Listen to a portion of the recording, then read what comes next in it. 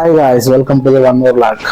రీసెంట్గా మీకు నేను ఊటీ పార్ట్ 1 అయితే పెట్టాను. ఇది పార్ట్ 2 అండి. వీడియో చాలా లెంతీగా ఉంటుంది. సో కొంచెం మీకు చాలా ఇన్ఫర్మేటివ్ విషయాలు చెప్తాను. నేను కంపల్సరీ ఎండ్ దాకా చూడండి. చాలా మంది వీడియో అయితే చూస్తున్నారు కానీ లైక్ చేయట్లేదండి. ప్లీజ్ మీ వాల్యుబుల్ లైక్ చేయండి. ఎందుకంటే ఎవరైతే ఊటీ వెళ్ళాలనుకుంటున్నారో వాళ్ళకి సజెషన్ లోకి అయితే మన వీడియో వెళ్తుంది. ఎంతో కొంత వాళ్ళకు కూడా ఉపయోగపడుతుంది. మేమైతే మైసూర్ ప్యాలెస్ చూసుకొని మైసూర్ నుంచి ఊటీకి అయితే స్టార్ట్ అయ్యాము. ఊటీకి స్టార్ట్ అయ్యే మార్గం మధ్యలో మనకు బాందీపూర్ ఫారెస్ట్ వస్తుందండి. మీకు విజువల్ లో కనిపిస్తున్న ఫారెస్ట్ వచ్చి అదే.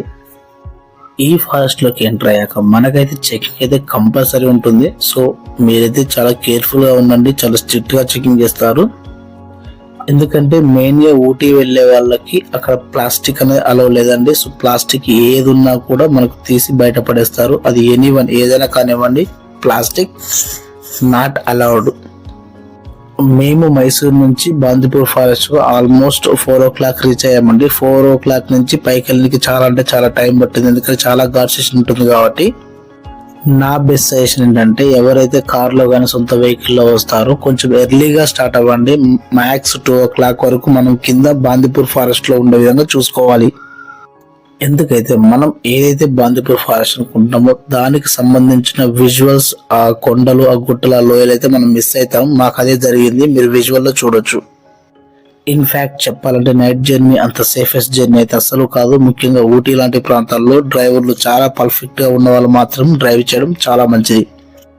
ఈ మాట నేను మీకెందుకు చెప్తున్నాను అంటే రోడ్లు చాలా చిన్నవిగా ఉంటాయి. సో మనం సైడ్ ఇద్దాం అనుకున్నా కూడా సైడ్ కు చాలా చాలా పెద్ద లోయలు ఉంటాయి. సో ఆ లోయల్ని మనం చూడలేము. ఇన్ఫాక్ట్ ఆ చీకట్లో మనకు ఏ లోయలు కనిపించవు. మేమంటే బ్యాక్ సైడ్ కూర్చున్నాం కాబట్టి విండో పక్కన అన్ని అబ్జర్వ్ చేయగలిగాను. అట్ ద సేమ్ టైం మా వాళ్ళకి మేము సజెషన్స్ ఇస్తూ నిదానంగానే వెళ్ళాం. సో చాలా కేర్ఫుల్ గా వెళ్ళండి. మనకు ప్రతి చోట్ల కూడా అక్కడ బోర్డులు అనేవి ప్రత్యక్షం అవుతాయి. సో అది చాలా అంటే చాలా డేంజర్. ఊటీ 40 kilometers దూరంగా మాకు మరొక చెక్ పోస్ట్ అయితే వచ్చిందండి. అక్కడ పోలీసులు మాకు సజెషన్ అయితే ఇచ్చారు.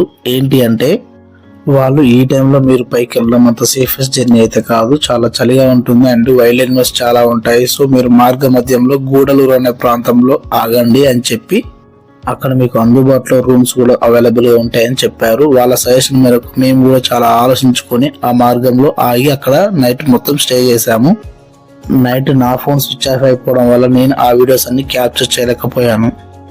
మేము గూడలూరు నుంచి ఎర్లీ మార్నింగ్ ముదుమలై ఫారెస్ట్ కి అయితే మేము స్టార్ట్ అయ్యాము. మీరు ఇందాక జింకల దగ్గర నుంచి చూస్తున్న ఫారెస్ట్ అంతా ముదుమలై ఫారెస్ట్ చాలా అంటే చాలా అందంగా ఉంది.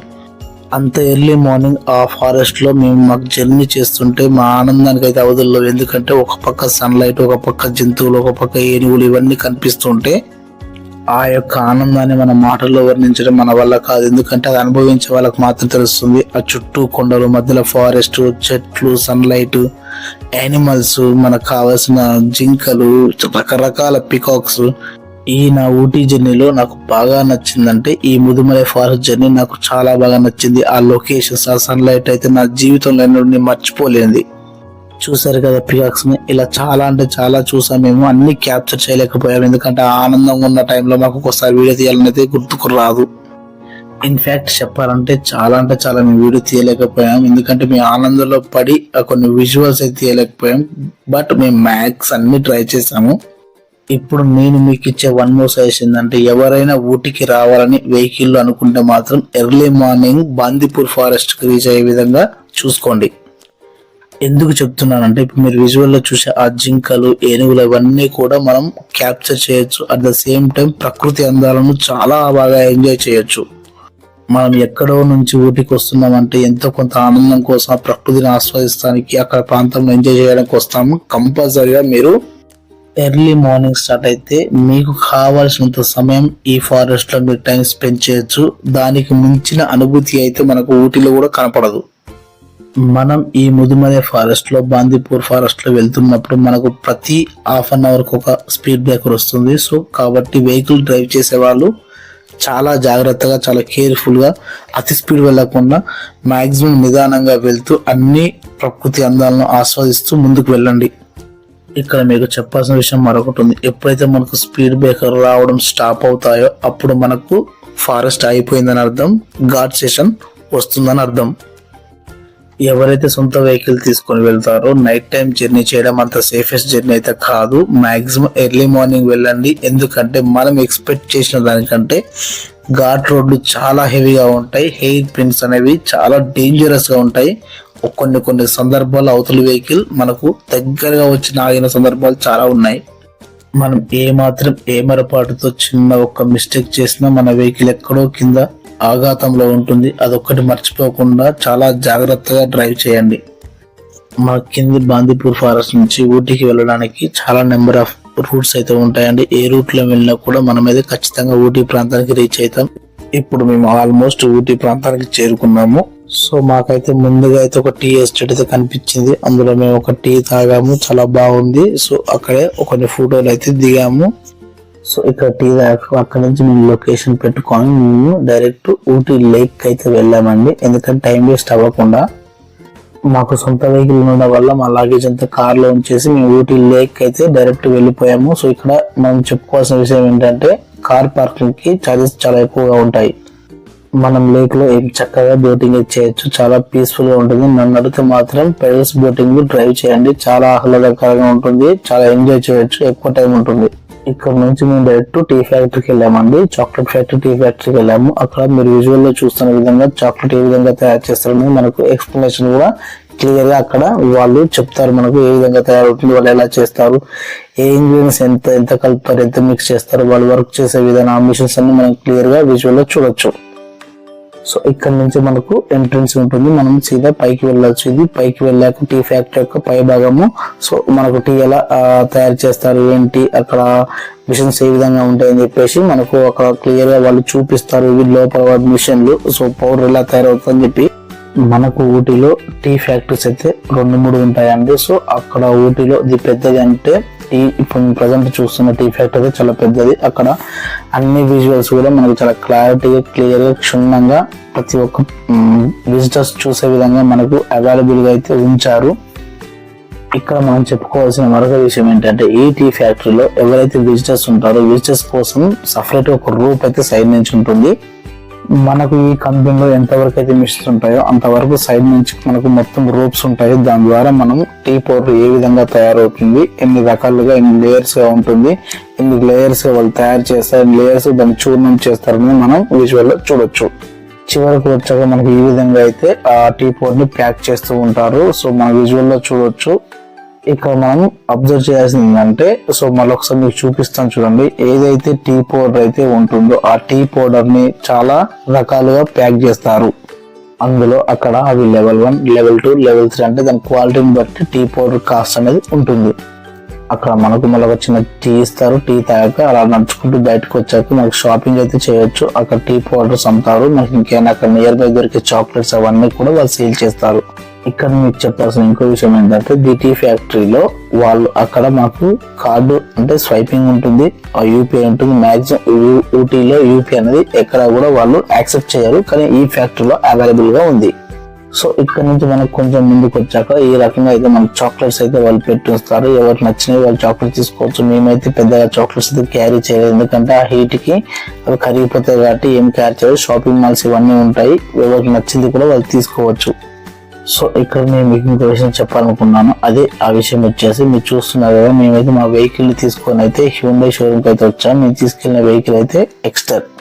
మేము ఆ ఫ్యాక్టరీ నుంచి దిలబెట్ట పీక్ అయితే స్టార్ట్ అయ్యాము. అక్కడ మా కార్ అయితే కంప్లీట్ గా ఆగిపోయింది. ఎందుకు ఆగిపోయింది, ఎలా ఆగిపోయింది అనేది ఈ జర్నీలో మీకు నేనైతే ఒకసారి ఎక్స్ప్లెయిన్ చేస్తాను. సో ఆ సంఘటన జరిగాక కొంచెం రిలాక్సేషన్ కోసం అయితే పక్కనే ఉన్న నీలగిరి రైల్వే స్టేషన్ కి అయితే వచ్చాము. అదే టాయ్ ట్రైన్ వెళ్ళేటువంటి ఇదొక స్టేషన్ ఇది కూడా.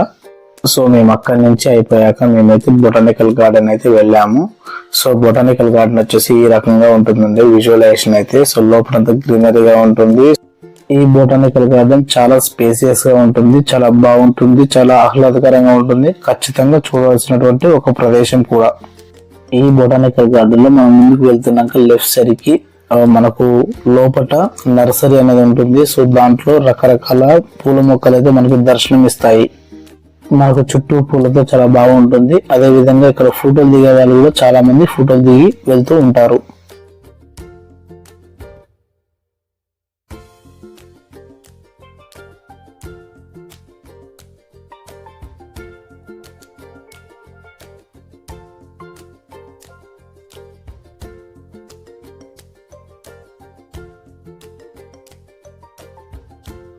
ఇప్పుడు మనం దాంట్లో నుంచి బయటకు వచ్చాక ఇది మనకు బొటానికల్ గార్డెన్ పైనుంచి వ్యూ అయితే ఈ రకంగా మనకు గార్డెన్ మొత్తం చుట్టూ చెట్లతోటి గ్రీనరీ తోటి చాలా అందంగా ఉంటుంది, చాలా ఆహ్లాదకరంగా ఉంటుంది.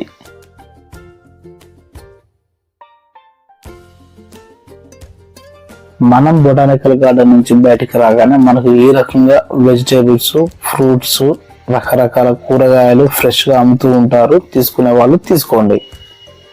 మేము బొటానికల్ గార్డెన్ చూడడం అయిపోయిన తర్వాతకి ఒక రూమ్ అయితే తీసుకున్నాము. సో నైట్ అక్కడ స్టే చేసి ఎర్లీ మార్నింగ్ మేము ఫైన్ ఫారెస్ట్ కి అయితే స్టార్ట్ అయ్యాము. నేను మీకు ఇచ్చే వన్ మోర్ సజెషన్ ఏంటంటే, ఎవరైనా రూమ్ తీసుకోవాలనుకుంటే ఒకటే దగ్గర అడిగి ఆగకండి, కొంచెం ఇద్దరు ముగ్గురిని అడిగి తెలుసుకోండి. ఎందుకంటే రూమ్స్ రేట్స్ అనేవి అందరి దగ్గర ఒకలాగా ఉండవు. మేము పైన్ ఫారెస్ట్ కి రీచ్ అయ్యాక అక్కడ మాకైతే కార్ పార్కింగ్ ముందు పెట్టించారు. సో పర్ పర్సన్ కి వచ్చేసి 20 రూపాయలు అయితే ఛార్జ్ చేశారు. మేము అక్కడ కొన్ని ఫోటోలు దిగి నెక్స్ట్ లొకేషన్ కి స్టార్ట్ అయ్యాము. మేము ఫైన్ ఫారెస్ట్ నుంచి 4 కిలోమీటర్స్ ఉన్నటువంటి నెక్స్ట్ 8th మైల్ దగ్గరికి అయితే వెళ్ళాము. ఇక్కడ చాలా రకాల సినిమా షూటింగ్స్ ఉంటాయి. కాకపోతే అక్కడికి వెళ్ళాక చాలా అంటే చాలా బాగుంటుంది. ఎక్కడో ఫారెన్ లో, స్విట్జర్లాండ్ లో అక్కడిక్కడ ఉన్న ఫీలింగ్ అయితే వస్తుంది. అక్కడి నుంచి మేము నెక్స్ట్ 9th మైల్ ఫోటోషూట్ కి అయితే వెళ్ళాము. ఇక్కడ మనం చెప్పుకోవాల్సిన ఇంకో విషయం ఏంటంటే 8th మైల్ 9th మైల్ రెండు ఫోటోషూట్ సంబంధించినవి. కాకపోతే ఇక్కడ 9th మైల్ అనేది చాలా అంటే చాలా బాగుంటుంది. 8th మైల్ ఫోటోషూట్ తో కంపేర్ చేస్తే 9th మైల్ ఫోటోషూట్ అనేది జనాదరణ చాలా ఎక్కువగా ఉంటుంది. విజువలైజేషన్ కూడా చాలా బాగుంటుంది. ఇక్కడ ఎన్నో రకాల సినిమా షూటింగ్స్ జరిగాయి.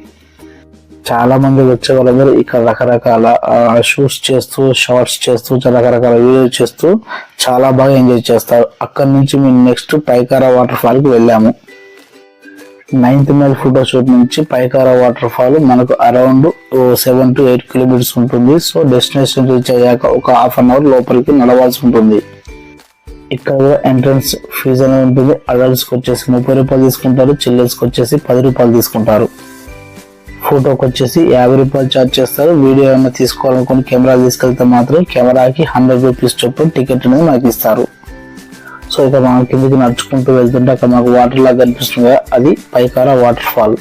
ఈ పైకారా వాటర్ ఫాల్ చాలా అద్భుతంగా ఉంటుంది. విజువలైజేషన్ అయితే అస్సలు మిస్ అవ్వద్దు. పైనుంచి చూసి వెళ్ళిపోకండి. కింది దాకా రోప్ ఎంత వరకు అయితే ఉందో ఆ రోప్ దాకా కిందికి వెళ్ళండి. చాలా అంటే చాలా బాగుంటుంది. మేము వెళ్ళినప్పుడు వాటర్ ఎక్కువగా ఉండడం వల్ల మేమైతే చాలా ఎంజాయ్ చేసాము. సో మా రోప్ ఎంత వరకు అయితే ఉందో ఆ చివరి దాకా వెళ్ళి చూడండి. సో దాని విజువల్ అనేది మీకు క్లియర్ గా చూడొచ్చు. నేను ఫస్ట్ పైకారా వాటర్ ఫాల్ చూసాక నార్మల్ గా ఉందనుకున్నాను, బట్ ఈ విజువల్ చూసాక మాత్రం నాకు మైండ్ పోయింది. నేను చాలా సమయం పైకారా వాటర్ ఫాల్ దగ్గర గడిపాను. ఎందుకంటే ఆ విజువలైజేషన్, ఆ వాటర్ ని తెల్లని పాలలాగా కిందికి ఇలా వెళ్తూ ఉంటే చాలా బాగుంది. ఆ లొకేషన్ ని తప్పక చూడండి, మిస్ అవ్వద్దు. ఇక మేము అక్కడి నుంచి బోటింగ్ లేక్ అయితే వెళ్ళాము. ఈ సుందరమైన ప్రదేశం చాలా అంటే చాలా బాగుంది. ఇందులో కంపల్సరీగా మీరు బోటింగ్ అయితే మిస్ అవ్వద్దు. ఇక్కడ మీకు ఇంకో విషయం చెప్పాల్సిందంటే, బోటింగ్ లో మీరు షేర్ చేసుకోవచ్చు. వేరే పర్సన్స్ వస్తే మీరందరూ కలిసి ఒక బోట్ తీసుకోండి. తద్వారా మీకు పైసలు అనేది చాలా తక్కువ అవుతాయి. ఇక్కడికి వచ్చాక బోటింగ్ అయితే చేయకుండా అస్సలు వెళ్ళొద్దు. ఎందుకంటే ఇక్కడ స్పెషాలిటీ బోటింగ్ చాలా బాగుంటుంది, చాలా ఆనందంగా ఉంటుంది. ఆ అనుభూతి మాటల్లో చెప్పలేనిది. మేము ఈ రోజుతో మా జర్నీని కంప్లీట్ చేసి మా రూమ్ కి అయితే వెళ్ళిపోయాము. మీకు నేను ప్రీవియస్ చెప్పినట్టుగా మేము దొడబెట్ట పీక్ వెళ్ళినప్పుడు మా కార్ ఆగిపోయిందని చెప్పాను. సో మళ్ళీ మేము దొడబెట్ట పీక్ ఎర్లీ మార్నింగ్ లేసి మేము దొడబెట్ట పీక్ అయితే వెళ్ళాము. అక్కడ చాలా రకాల స్నాక్స్ ఉంటాయి, ఇక్కడ షాపింగ్ మాల్స్ ఉంటాయి. సో కావాలనుకున్న వాళ్ళు చేసుకొని మేమైతే స్నాక్స్ తీసుకున్నాము. ఆ పల్లీలు చాలా బాగున్నాయి, చాలా స్పైసీగా ఉన్నాయి. చాలా అంటే చాలా ఆ చలికి చాలా బాగా అనిపించాయి మాకు. కంపల్సరీగా ట్రై చేయండి, ఎవరు మిస్ అవ్వద్దు. సో ఆ ఫీల్ అనేది చాలా బాగుంటుంది. సో మేమైతే ఫైనల్గా అయితే దొరబెట్ట పీక్ పై భాగానికి అయితే చేరుకున్నాము. ఊటీలో మనం ఏ ప్రదేశానికి వెళ్ళినా కూడా అక్కడ మనకు ఆ లొకేషన్ లో మనకు చాలా షాపింగ్ మాల్స్ ఉంటాయి. సో అవి మీరు చేయాలనుకుంటే చేయొచ్చు. ప్రతి ఒక్కరికి ఇక్కడ దొరబెట్ట పీక్ దగ్గర 10 రూపాయలు ఎంట్రన్స్ ఫీజు ఉంటుంది. ఈ దొడబెట్ట పీక్ అనేది నీలగిరి హిల్స్ లోనే హైయెస్ట్ పీక్ గా చెప్తారు. కాకపోతే నేను వచ్చేటప్పుడు విజువలైజేషన్ గా నేను వీడియో తీయలేకపోయాను. ప్రస్తుతం మీరు చూస్తున్న ప్రాంతం విజువల్ లో ఇది దొడబెట్ట పీక్ హైయెస్ట్ అంటే పై భాగం అండి. మీకు ఇందాక పక్కన కనిపించినటువంటి ఆ గోపురం లాంటి భాగంలోనే మనం పైకి ఎక్కి చూడాలి. ఇక్కడ నుంచి ఆ ప్రదేశం చాలా అంటే చాలా అందంగా చాలా అద్భుతంగా కనిపిస్తుంది.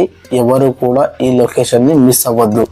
ఈ దొడబెట్ట పీక్ నుండి ఊటీ ఏ విధంగా ఉంటుంది, ఊటీకి నలువైపులా ఏమి ఉన్నాయి, ఆ నీలగిరి హిల్స్ మధ్యలో ఊటీ ఏ విధంగా ఉంది, ఎంత అందంగా ఉంది, ఎంత రమణీయంగా ఉంది అనేది చూడవచ్చు. అండ్ ఇక్కడ మీకు చెప్పాల్సిన ఇంకొక విషయం ఏంటంటే దొడబెట్ట పీక్ దగ్గర టీ కానీ కాఫీ కానీ తాగండి, చాలా బాగుంటుంది. మేము దొడబెట్ట పీక్ నుంచి కూనూరుకి అయితే స్టార్ట్ అయ్యాము. కూనూరుకు దొడబెట్ట పీక్ మధ్యలో వచ్చే మార్గ మధ్యంలో మనకు రమణీయమైనటువంటి టీ తోటలు మనకు చాలా దర్శనమిస్తాయి. కుదిరితే ఫోటోలు దిగండి. ఇంకొక విషయం మీకు చెప్పాల్సింది ఏంటంటే ఎవరైతే ఊటీకి వస్తారో ఖచ్చితంగా టాయ్ ట్రైన్ టికెట్స్ ఒక నెల రోజుల ముందుగానే బుక్ చేసుకోండి. ఇక్కడికి వచ్చాక టాయ్ ట్రైన్ టికెట్స్ దొరకవు. మేము టాయ్ ట్రైన్ టికెట్ తీసుకోకపోవడం వల్ల మేము టాయ్ ట్రైన్ జర్నీ అయితే చేయలేకపోయాము. అందువలన నేను మీకు ముందే సజెషన్ చేస్తున్నాను, ఎవరైతే ఊటీకి వస్తారో కంపల్సరీగా టాయ్ ట్రైన్ మిస్ అవ్వద్దు. ఇక్కడ టాయ్ ట్రైన్ యొక్క ప్రత్యేకత ఏవైతే ఉందో ఈ నీలగిరి హిల్స్ మధ్యలో నుంచి చుట్టూ ఊటీ మొత్తానికి అది ఎన్ని కెనాల్స్ ఉన్నాయి, ఎన్ని వాటర్ ఫాల్స్ ఉన్నాయి అనేది మొత్తం కూడా టాయ్ ట్రైన్ ద్వారా కవర్ చేయొచ్చు. మనము ఊటీ నుంచి కూనూరు వెళ్తుండగా చాలా రమణీయమైన అందాలు, చాలా టీ తోటలు, చాలా గుట్టలు మనకు దర్శనమిస్తాయి. ముఖ్యంగా చెప్పుకోవాలి అంటే సింగార టీ ఎస్టేట్స్ కూడా కూనూరులోనే ఉంటాయి. మేము ఊటీ నుంచి కూనూరుకు వెళ్తుండగా చాలా అంటే చాలా ప్రాంతాలు కనిపించాయి, చాలా అందంగా ఉన్నాయి. ఆ ప్రాంతాలు చాలా కొత్తగా అనిపించాయి. అవి ఏవో కాదండి, ఊటీ చుట్టుపక్కల ఉన్నటువంటి విలేజ్లు. ఇప్పుడు మీరు విజువల్లో చూస్తున్నటువంటి తోటలు వచ్చేసి సింగార తోటలు. మేము ఇటు సైడ్ చివరి సైడ్ డాల్ఫిన్ నోస్ వెళ్ళే రూట్ మార్గం మధ్యలో ఉన్నాము. ఇక్కడ వాడి యొక్క ట్రెడిషనల్ లో ఫోటోలు దిగాలనుకుంటే అక్కడ మాకు విజువల్లో కనిపిస్తున్నట్టుగా అందరూ అక్కడ ఫోటోలు దిగొచ్చు. మీరు సొంత వెహికల్లో డాల్ఫిన్ నోస్ కి వెళ్తున్నట్టయితే నేను మీకు ఇంకొక సజెషన్ ఇస్తాను. మీరు సింగార ఎస్టేట్స్ దాటాక వెహికల్ ని చాలా నిదానంగా చాలా నెమ్మదిగా వెళ్ళండి. రోడ్డు చాలా చిన్నదిగా ఉంటుంది, చాలా ఘాటైన ప్రదేశాలు చాలా ఎత్తులో ఉంటాయి. ఆ ఘాట్ రోడ్ లో ప్రయాణం చేస్తున్నప్పుడు ఏమరపాటున అస్సలు ఉండకూడదు. ముఖ్యంగా డాల్ఫిన్ నోస్ వెళ్ళేటప్పుడు రోడ్డు చాలా చిన్నదిగా ఉంటాయి. మనం డాల్ఫిన్ నోస్ కి ఎంటర్ అయ్యాము. ఇక్కడ కూడా కార్ కి వాళ్ళు 40 రూపీస్ ఛార్జ్ చేస్తారు. ఇక్కడ నేను మీకు ఇంకో విషయం చెప్పాలనుకుంటాను. ఊటీలో మనం ఎక్కడికి వెహికల్ తీసుకెళ్ళినా కూడా మినిమం 40 నుంచి 100 వరకు ఛార్జ్ చేస్తారు. అదే విధంగా మీరు డాల్ఫిన్ హౌస్ కు వెళ్తున్నప్పుడు ఈ రకంగా టీ తోటలు చాలా అందంగా, చాలా రమణీయంగా, చాలా అద్భుతంగా కనిపిస్తాయి. అది మనం మాటల్లో చెప్పలేనిది. ఎవరైతే ఊటీకి వస్తారో కూనూరుని అస్సలు మిస్ అవ్వద్దు. ఎందుకంటే ఊటీ కంటే చాలా అందంగా, చాలా రమణీయంగా, చాలా ప్రకృతి సోయగాలు కూనూరులోనే ఉంటాయి. మీరు ఊటీకి వచ్చాక ఏ ప్రదేశం చూసినా చూడకపోయినా నేను మీకు కొన్ని ప్రదేశాలు అయితే చూడమని కంపల్సరీ సజెషన్ ఇస్తాను. అందులో ఒకటే ఈ డాల్ఫిన్ నోస్. అలాగే పైకారా వాటర్ ఫాల్స్ కూడా అస్సలు మిస్ అవ్వద్దు. టీ ఎస్టేట్స్ కూడా అస్సలు మిస్ అవ్వద్దు. టీ ఫ్యాక్టరీస్ కూడా అస్సలు మిస్ అవ్వద్దు. అదే విధంగా మీరు ఇందాక విజువల్ లో చూసిన విధంగా డాల్ఫిన్ నోస్ దగ్గర ప్రకృతి సోయగాలు చాలా బాగా ఉంటాయి. చాలా అందంగా, చాలా గుట్టల మధ్యలో చాలా బాగుంటుంది. ఇక మనం ఇక్కడ నుంచి డాల్ఫిన్ హౌస్ నుంచి నెక్స్ట్ ఊటీకి అయితే తిరుగు ప్రయాణం అయ్యాము. ఇక్కడ చాలా ప్లేసెస్ ఉంటాయి, కానీ అన్ని ఒకేలా ఉన్న వల్ల మేమైతే సీదా ఊటీకి తిరుగు ప్రయాణం అయ్యాము. మేము ఊటీకి వెళ్ళేసరికి వాతావరణం ఒక్కసారిగా మారిపోయింది. చాలా అంటే చాలా అందంగా, చాలా రమణీయంగా, చుట్టూ పొగ మంచుతో అల్లుకొని పోయింది. నేను ఇక్కడ మీకు ఇంకొక విషయం చెప్పాలనుకుంటున్నాను. ఎవరైతే సొంతంగా వెహికల్ తీసుకొచ్చుకుంటారో, ఖర్చు సేవ్ అవ్వాలనుకుంటే సొంతంగా గ్యాస్ తీసుకొచ్చుకోండి. మీ వంట మీరే చేసుకోండి. నేను మీకు ప్రీవియస్ పార్ట్ 1లో కూడా మేము ఏ రకంగా వండుకున్నాం, ఎలా తెచ్చుకున్నాం అనేది ఇన్ఫర్మేషన్ కూడా మీకు ఆ వీడియోలో పెట్టాను. కావాలంటే మీకు కార్డ్స్ లో వదిలేస్తాను, వీడియోని కంపల్సరీగా చూడండి. నేను మన తెలుగు వారికి చెప్పేది ఏమనగా, ఎవరైతే సొంతంగా వెహికల్ తీసుకెళ్తున్నారో తప్పనిసరిగా మన వెంట ఒక గ్యాస్ తీసుకొచ్చుకోండి. చాలా వరకు ఖర్చు సేవ్ అవుతుంది. మన చేతి వంట ఎటువంటి ఇబ్బందులు కూడా కలవు. ఎందుకంటే ఊటీలోని ఫుడ్ మీరు తినలేరు. కాబట్టి నేను మీకు ఈ సజెషన్ అది ఇస్తున్నాను. మీరు చూస్తున్నట్టుగా మేమైతే తిరుగు ప్రయాణం ఊటీ నుంచి మొదలు పెట్టాము. ఇక్కడ నుంచి మేము డైరెక్ట్గా ఈషా ఫౌండేషన్కి వెళ్తున్నాము. ఈషా ఫౌండేషన్కి వెళ్ళాలంటే కోయంబత్తూరు మీదుగా వెళ్ళాలి. మేము తిరుగు ప్రయాణం కోయంబత్తూరు రూట్ నుంచి వెళ్ళాము. ఈ మార్గం చాలా పెద్దదిగా ఉంటుంది, చాలా సుఖవంతంగా ఉంటుంది. ఎన్నో సెలయేళ్ళు, ఎన్నో జలపాతాలు మనకు దర్శనం ఇస్తాయి. అదేవిధంగా ప్రకృతి అందాలు మనల్ని కట్టిపడేస్తాయి. ఎవరైనా తిరుగు ప్రయాణం అవుతున్నప్పుడు నేను ఇచ్చే ఇంకొక సజెషన్ ఏంటంటే ఖచ్చితంగా కోయంబత్తూరు రూట్ మీదకి వెళ్ళండి. మీరు ఆ ప్రకృతి అందాలను ఆస్వాదిస్తారు. అదేవిధంగా మేము ఈషా ఫౌండేషన్కి అయితే రీచ్ అయ్యాము. ఇది ఈషా ఫౌండేషన్కి వెళ్ళేటువంటి మార్గము. ఈషా ఫౌండేషన్ గురించి నేను మీకు తదుపరి వీడియోలో పూర్తిగా ఎక్స్ప్లెయిన్ చేస్తాను.